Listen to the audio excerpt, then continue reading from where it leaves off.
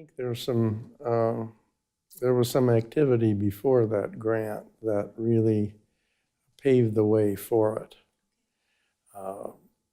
There were some philanthropists in Grand Rapids. The ones I remember were Audrey Sebastian and Jim, her husband. And there were others. I think maybe Fred Keller was involved even as a very young man at that time.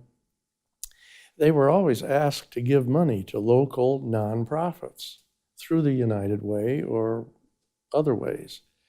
And they raised some questions about the way nonprofits were managed, and they wanted to have more data about the nonprofits. How effective are they? Are their claims legitimate or not? That's what I remember. And as a result of that, a group of institutions joined together in consortium to provide aid to nonprofits in terms of management, and also set up some research capabilities so that these donors could really find out more about what was happening with their money. That's how I understand it. I don't remember all the details. I think they were rather interesting, but I wish I remembered them, but I don't.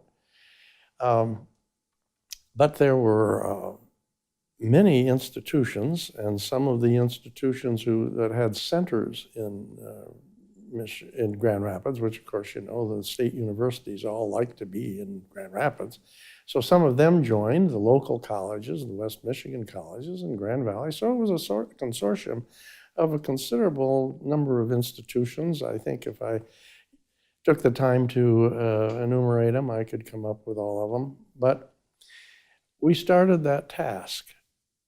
But Grand Valley was the one that persisted. It took money. As I remember, we all put in some money, and I think Grand Valley, I remember the budget saying, can we afford to do this? I said, we're going to keep doing it. I put in another $150,000.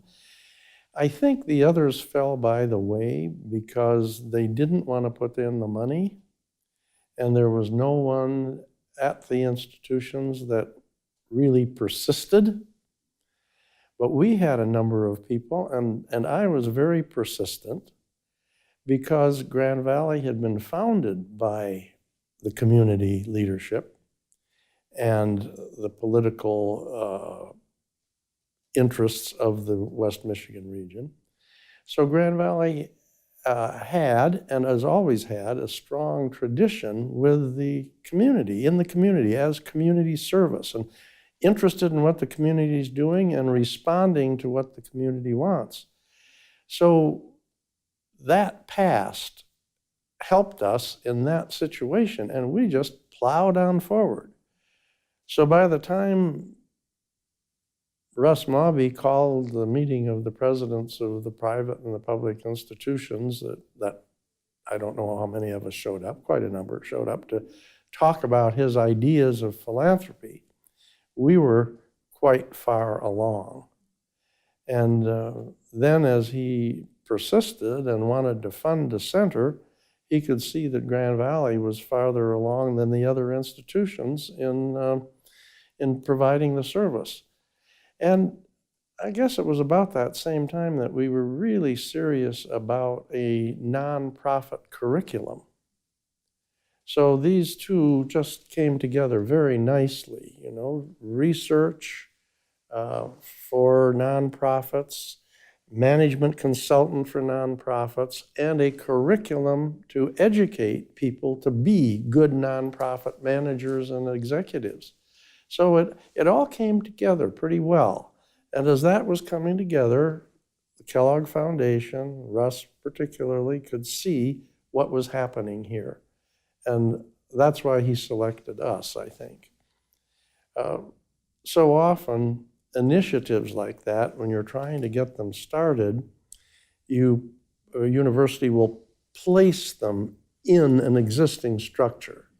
That's usually fatal because that structure already has its purpose and understanding and interests.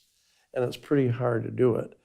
That's why we started a new kind of curriculum separate from what existed, and a new kind of research capability and consulting capability, which was outside of anything that existed. And I think that helped it to grow and sustain itself.